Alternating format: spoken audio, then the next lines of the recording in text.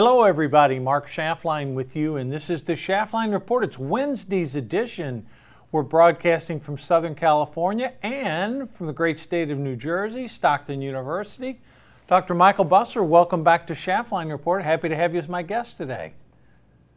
Well, thanks for having me here, Mark. As you know, it's always my pleasure to be here. Hey, Dr. Busser, let me ask you a question when we get started. You and I follow the financial markets pretty much on a daily basis, minute by minute, sometimes hour by hour. It seems like whether you're on Bloomberg, CNBC, Fox Business, pick your favorite media outlet, I'm not even getting into the television stations and cable, it seems like the commentary is all Federal Reserve all the time. It's inescapable no matter what time of day, morning, noon, or evening that you're listening to these broadcasts. Michael, how do you account for this? I mean, I've followed the markets for a long, long time, been a participant. I can't ever remember one subject dominating every conversation. And the reason is that it's Federal Reserve policy that has really led to most of the economic problems we have today. And things are going to change. It'll be Federal Reserve policy that does that. Now, why do I say this? Historically, the Federal Reserve stays ahead of inflation.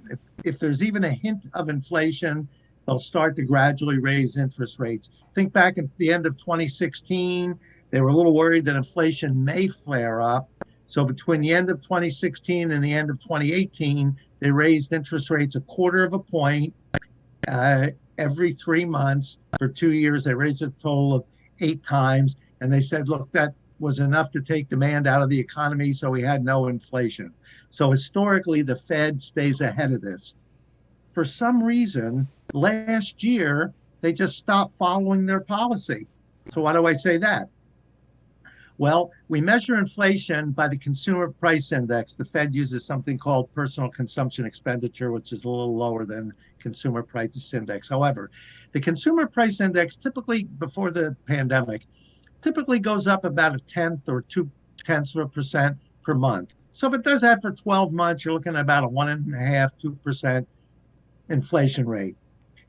In January of 2021, the CPI went up 0.3%. February 0.4, March 0.6, April 0.8.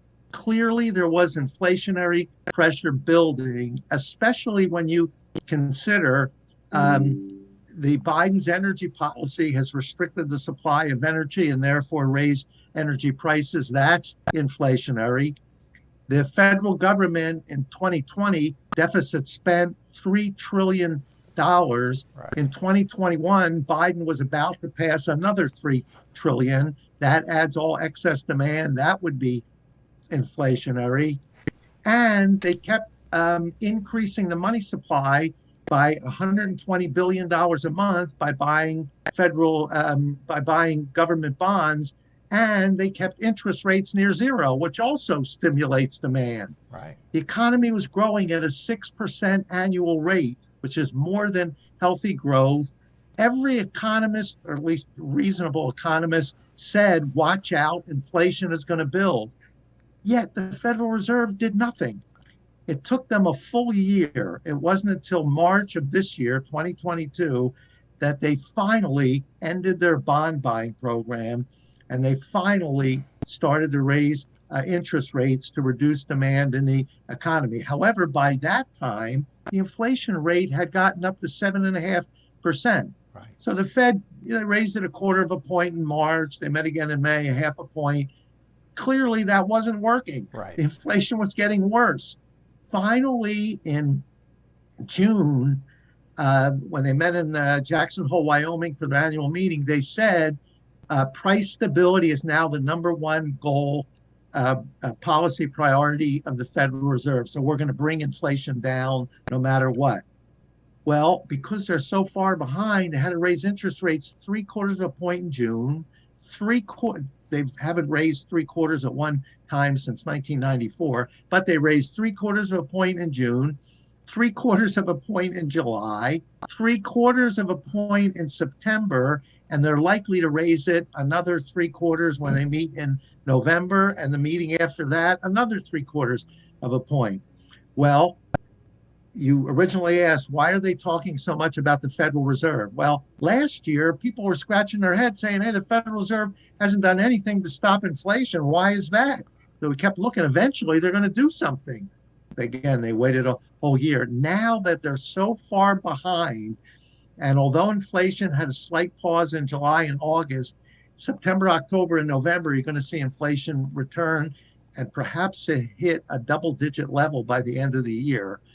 That means Federal Reserve is going to have to get even more aggressive. So people are watching, are they going to raise interest rates even more? And the answer is yes, they will. The problem with that, it makes the dollar very strong, Right. because as interest rates are higher, people outside the country seek to buy U.S. securities because interest rates are higher and they're safer. That makes the dollar stronger, which means other countries, because most commodities around the world are traded in dollars, other countries are going to have to pay more of their currency to buy basic necessities. That's going to drive those economies into a recession. The United Nations, both the United Nations and the International Monetary Fund, both said we're heading for a global recession. And I agree with that assessment. So the original question is, why do we pay so much attention to the Federal Reserve? It's because their policies in 2021 caused the inflation, and their policies in 2022 and going into next year will deepen the recession that the U.S. is already in, but will cause a global recession worldwide. So it's the Federal Reserve that causing most of these problems. That's why people are watching them so closely. Yeah, and I agree with literally everything you just said, because it was sort of shocking the previous year. You're seeing this stuff happening real time. Michael, I'm not trying to editorialize, but why do you think the Fed took that position? I mean, these are not dummies on the Federal Reserve. I mean, they're very, very smart, yes. Ivy League credentialed, I mean. All PhDs, very intelligent. Absolutely right. So here's the thing. The Federal Reserve policy is supposed to have three goals: price stability, keep inflation low; full employment, keep unemployment low; and have growth in the economy. And forever, that's what the Fed concentrated on. For some reason, the Federal Reserve said, well, we're going to accommodate President Biden's economic policy. He's spending $2 trillion to American Rescue Plan. He's spending another $1 trillion on the infrastructure bill. He's spending some more money on this Inflation Reduction Act. So the Federal Reserve said, we're going to accommodate that. And because of Biden's spending, the federal government was spending around $250 billion a month more than they were bringing in tax revenue. That could have caused some shocks, but the Federal Reserve said, we're going to buy about half of that, $120 billion a month. Therefore, it won't cause too many shocks. We want to accommodate President Biden's economic policy. They also said, and Janet Yellen on the Treasury was agreed with this, they also said, look, the inflation is temporary. They used the word transitory. Right. Now, never in history, except maybe during a war, never in history has inflation been temporary. Once you get the foundations for inflation, unless you change, that will continue. And even if you do change policy, it takes some time. But they said, don't worry about it in early 2021. It's temporary. As soon as the supply chain fixes itself, it'll go away. So they just let things go for the entire year. And by the time we got into 2022, it was obvious that that wasn't happening. So what happened was they lost sight of what their goals should be, and they were concerned about climate change, and they wanted to make sure President Biden's policies could work.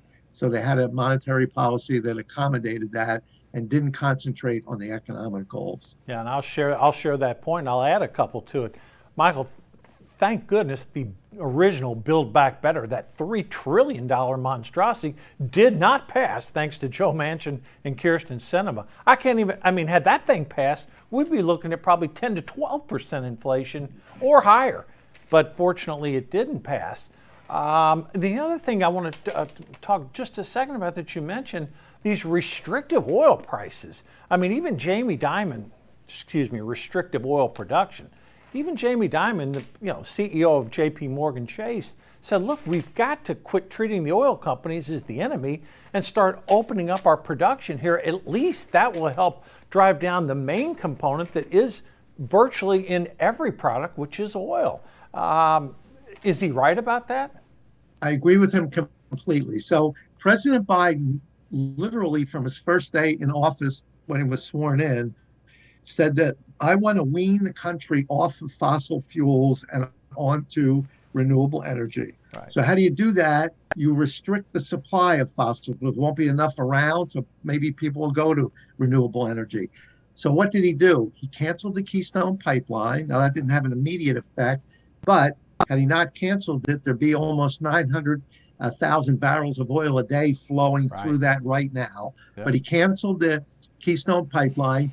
He withdrew permits to drill on federal lands. He withdrew the permits to drill off the coast of Alaska, that Anwar province off the coast of Alaska. He withdrew fracking permits off the coast of California. He made the permitting process more difficult.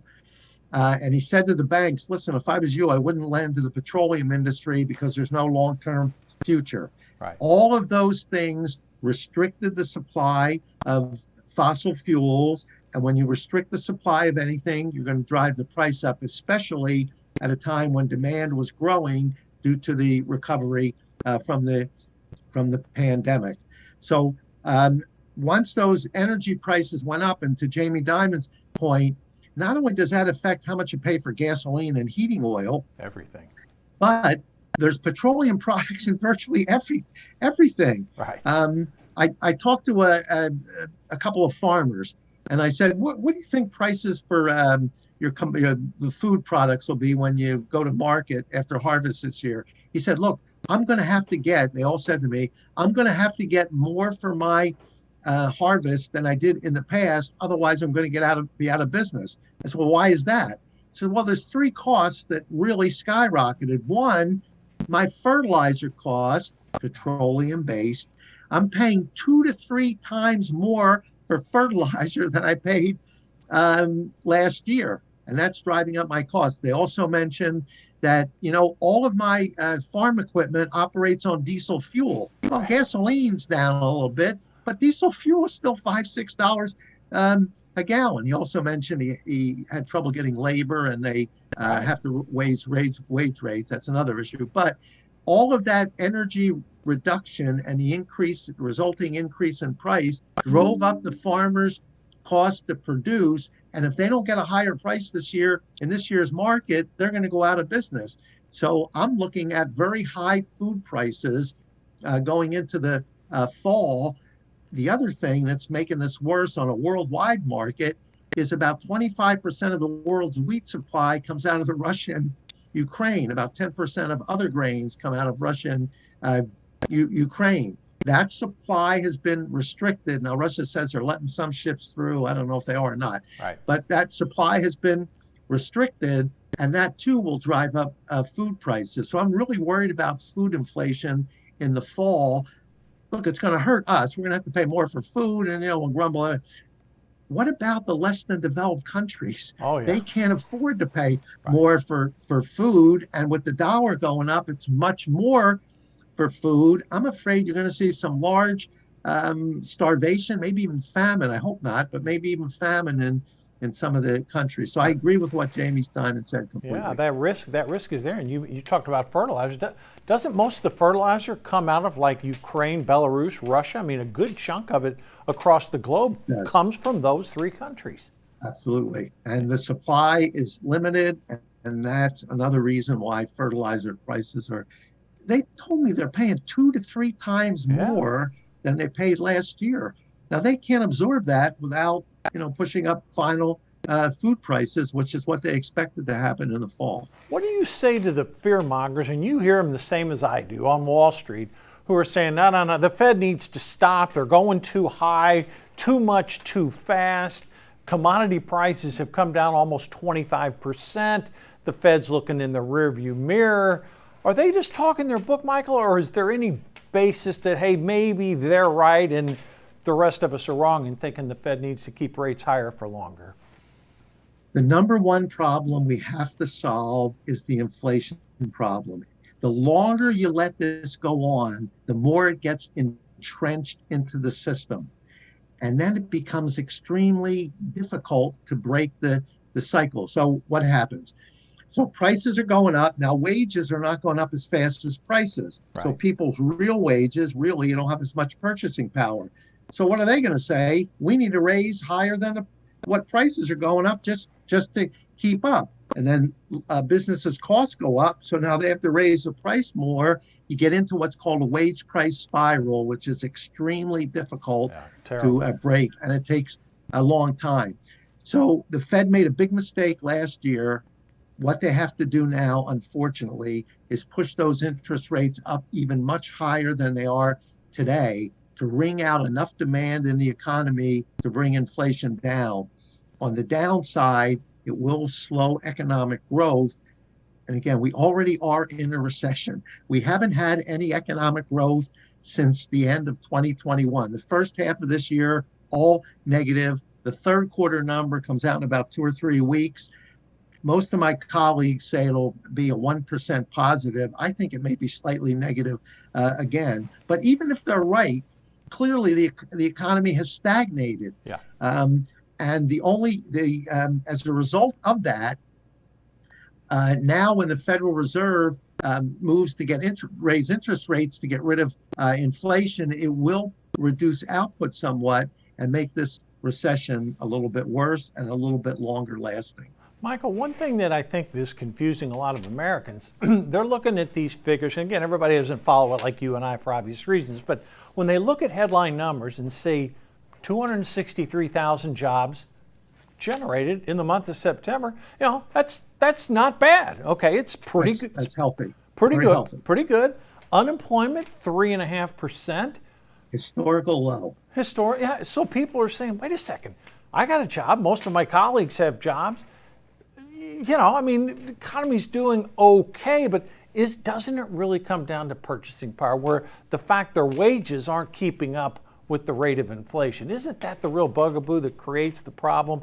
And when the Fed measures this stuff, oil prices may come down a little because they're releasing 1 million barrels a day still from the SPR, but the food cost and the rent equivalents that are in there, Michael, I'm in your camp. I think that those are going to be higher, and that's going to mean higher rates for a longer period of time.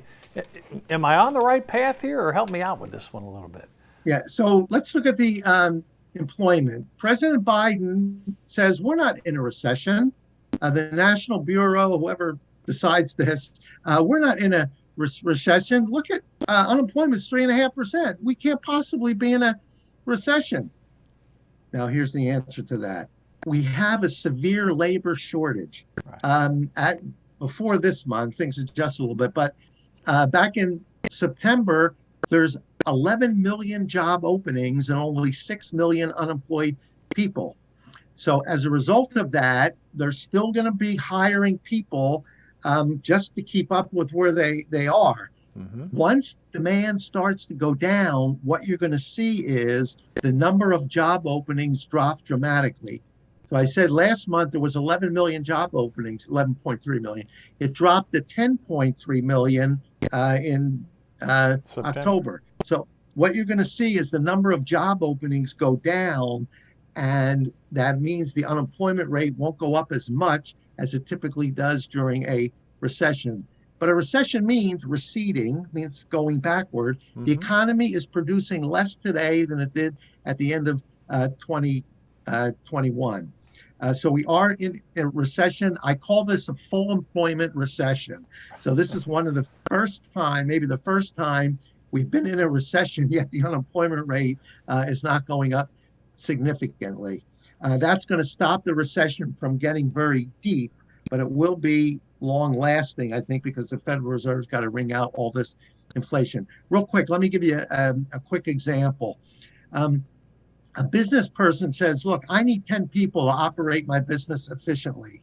For the last 2 years, I've been working with 9 people because I can't get anybody. Right. So I have one job opening. For 2 years, I can't fill it. Well, now if this business slows down, he's going to say, well, I'm going to stop looking for that 10th person. I'll get by on just 9. Right. So when the economy cools, and it's already cooling, when it slows down, you'll see the number of job openings fall dramatically and not that much of an increase in unemployment. Let me ask you another contributing factor to this. In 2020, when the pandemic hit, massive increase in the money supply. I mean, you mentioned $3 trillion of deficit spending. There was money going out everywhere. Every which program you could get, everyday Americans were getting it. Now, all of a sudden, 2022, money supply is contracting. I've seen rates 4, 5, 6%. One thing that gets very little discussion, you're hearing about the Federal Reserve increasing its interest rates. But in 2020, when they were buying $150 billion a month in bonds, now in 2022, they're letting $90 billion run off every month. Can you talk about that a little bit, Michael, and share what's the implications of that runoff coupled with increase in these interest rates? So the theory says the reason we have inflation, and there's a bunch of theories, but monetary policy says the reason we have inflation is we had a too rapid growth in the money supply and interest rates were too low. So there's plenty of money around. Credit was easy to get. You can buy a house and get a 3% mortgage. You can buy a car and get a 0% loan. That caused people who may not have considered buying cars and houses to get into the market to buy. Because, hey, someone says, I can get a 3% mortgage. That's historic. I'll never get that again. Right. In fact, at one point, it was down to 2.5%.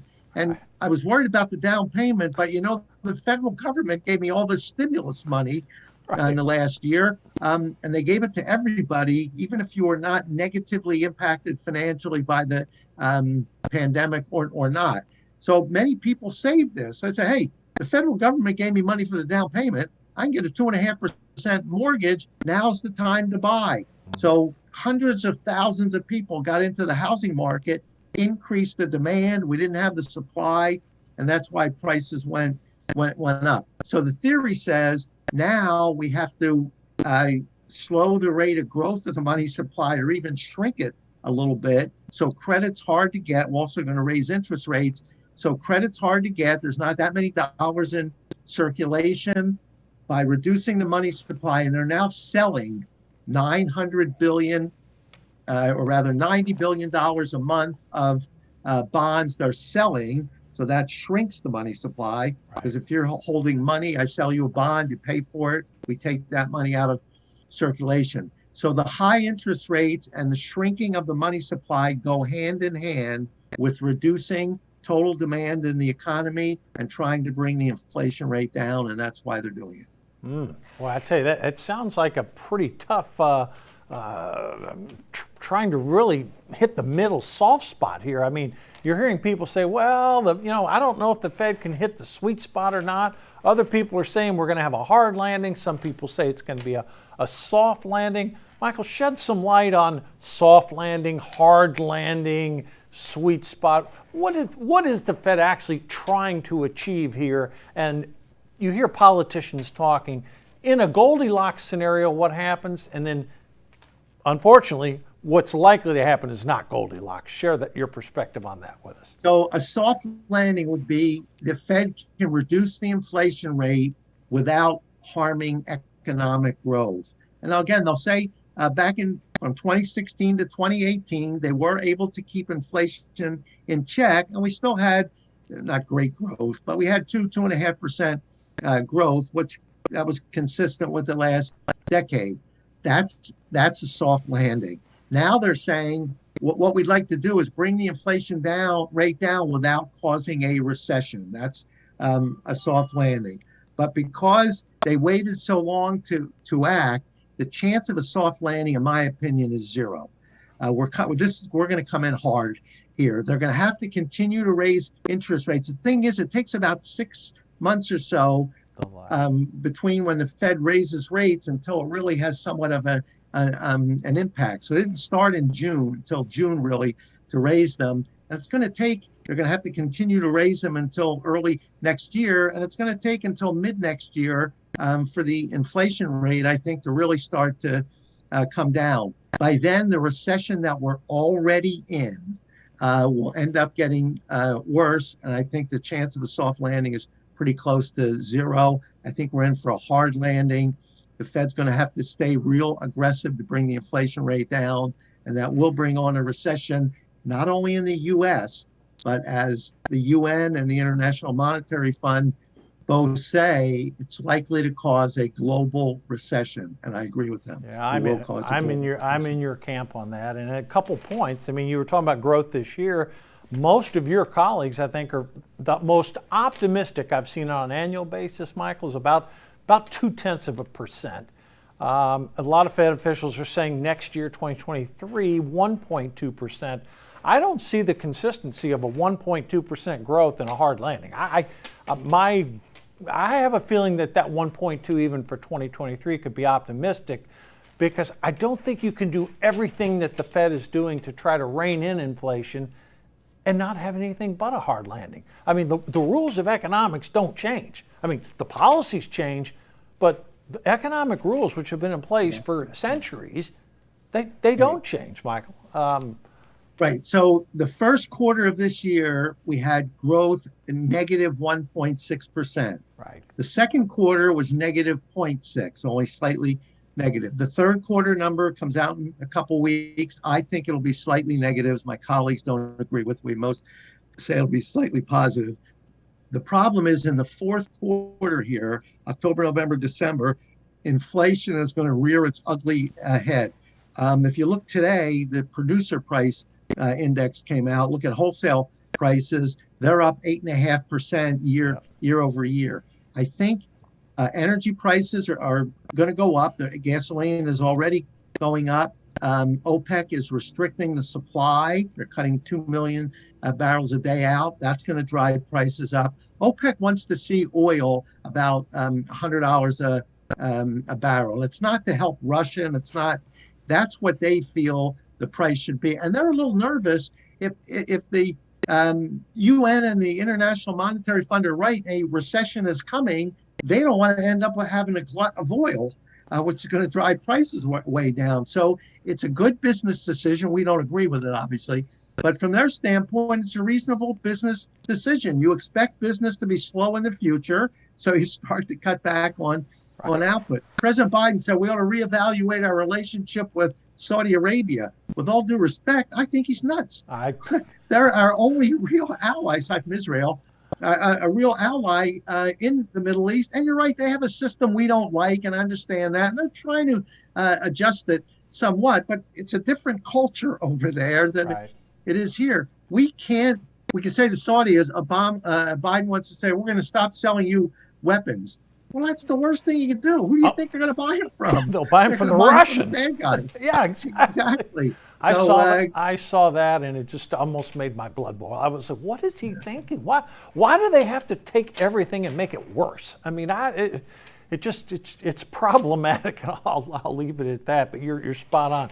Hey, two noted economists, Janet Yellen and former Vice Chair of the Fed, Roger Ferguson, completely different views on how things are going to be. Now, I get Janet Yellen's got to be somewhat of a cheerleader for the Biden administration. I get it. She's somewhat constrained.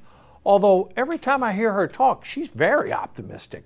Whereas I look at someone who's a little more measured, like former Vice Chairman Ferguson, his position, I think, where he says we're going to have to be patient, allow the Fed to do what it's doing. I get a sense, Michael, most people in your profession are probably in Ferguson's camp as opposed to former Chairman Yellen's camp. Look, I have a lot of respect for Janet Yellen. She's an Ivy League PhD. She taught at Cal Berkeley for years. She was head of the Federal Reserve herself, and now she's Treasury Secretary. I don't know what happened to her objectivity. Last year she tried to tell us, don't worry about inflation, it's going to go away. That was a real head scratcher. She saw all the things I mentioned happening, so I don't know what happened. Then she tried to justify the increase in the money supply every economist who looks at monetary theory says you increase it that much, it's going to lead to inflation. We'll come up, she said, with a modern monetary theory. And the modern monetary theory says you can increase the money supply without causing inflation. Well, obviously that was wrong too. Right. The worst one, and again, with all due respect, I have a lot of respect for Janet Yellen. I don't know what happened to her, but I have a lot of respect for her. Then, when they were trying to pass that Inflation Reduction Act, which is a real oxymoron, when they tried to pass that, she tried to say that this is the new supply side economics, that if we spend this money, it will increase supply somehow and it won't be inflationary. In fact, it'll bring inflation down. Now, she knew that wasn't the case. And again, if she looked at it objectively, she would conclude that wasn't going to happen that way. And indeed, it would be inflationary. Anytime the government spends more money they don't have, incidentally, anytime that happens, it increases excess demand and it's inflationary. I don't care how you twist that. Well, that turned out to be wrong too. So she just lost her objectivity. And as you mentioned, look, she works for President Biden. She's got to sort of be a cheerleader for him, but she just has come out with forecasts for the last year and a half that have been terribly wrong. Took 40 years of education and went the other way. That's what I'm struggling. How about former Vice Chairman Ferguson's comments? I mean, much more measured, basically saying we're going to have to take some medicine here. Exactly. I tend exactly. To, yeah. Go ahead. Let's say because inflation is now a very serious problem. It's running at 40 years high, fluctuates a little bit, but it's still at a 40-year high, and there are inflationary pressures building for the fall, food prices, energy prices, et cetera. Ferguson recognizes the Federal Reserve has got to get this inflation rate down no matter what. It's going to be somewhat painful, but if we don't get this down, it's much more painful in the future. For those of us that are old enough to remember the 1970s, we had some inflation. The Federal Reserve didn't do anything, and inflation kept getting worse. And for the whole decade, we had inflation that kept going up. Finally, in 1980, 81, Paul Volcker, who was then chair of the Fed, said, look, we have to get rid of this inflation problem. Inflation had peaked at almost a 14% rate. He said the only way to get that down, and that's why I'm worried about how far interest rates have to go up today. He said the only way to get it down is to create real positive interest rates, which means the interest rate has to go above the inflation rate. So that's what he did. I remember mortgages back then were 14, 16, 18%. 18%, right. 18%. So he was right. It did wring out all the inflation, but it brought on a very severe recession that we had to take some action later to get out of. Yeah. So what Ferguson is saying is, if we don't do something right away here, it's going to get real ugly. And the longer we take to do something, the worse the inflation problem will be in the future. That's why these people are, even foreign governments are calling on the Federal Reserve to ease up a little bit. Yeah, they can't do that. You can't. They can't do that. If you ease up, the inflation gets worse, and then we end up with more problems. So given where we are today, they've got to do what they're doing. I think current chairman Jerome Powell would rather be remembered as a Paul Volcker type Fed chairman than the great Arthur Burns. I say that kiddingly. I say that jokingly, folks. I'm not being serious. But no, I think he recognizes that you cannot be intimidated by the markets. You can't be intimidated by these money managers trying to talk their book, saying there's going to be damage, there's going to be damage. What they're really saying is, oh my God, I didn't manage this properly. Now I need bailing out. Final question, Michael, and boy, your comments again, folks. This is the best right here. I wish Biden would give you a call, or the Federal Reserve would give you a call, because you know what? You're right, and I think the country would be in a lot better position. Having said that, and the fact that he's probably not going to call you, where do we go from here? So where we have to go from here is the Fed's got to continue to be very aggressive with interest rates. They've got to bring the inflation rate down. It will bring on a recession. Now, the unemployment rate's not going to be as high as it is during other recessions because we have this labor shortage. So it won't hurt as much as other recessions have hurt, but there will be a lot of pain. And if we don't do this, things are going to get much, much worse. Where we go from here, we have to stick by the Federal Reserve, let them raise interest rates. As consumers, you have to be very careful about what you spend. And when something goes up in price, see if you can use less of it, or see if there's some substitutes. And I say, well, suppose gas goes up, I can't do that. And that's true. And if food goes up, well, I can't do that either.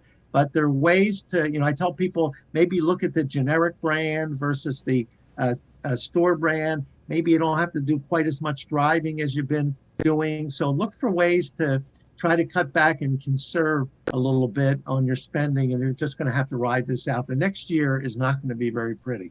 Yeah, I concur with you. Dr. Michael Bussler, thank you again for being my guest today. It is so insightful. And folks, I do want to give a little plug out here. Every time he comes on and we talk about these issues and we talk about what's going to happen, dating back almost 2 years we've been talking, we've been right. So start listening to us. I think it'll help you out and it'll help this country out in the long term. Michael, again, thank you very much. I appreciate your time. Thanks for having me, Mark. I look forward to doing it again. Me too. All right, folks, that's it for today. We'll try to cut through the propaganda. We'll be back tomorrow. Stay safe. Have a good evening. We'll see you on Thursday.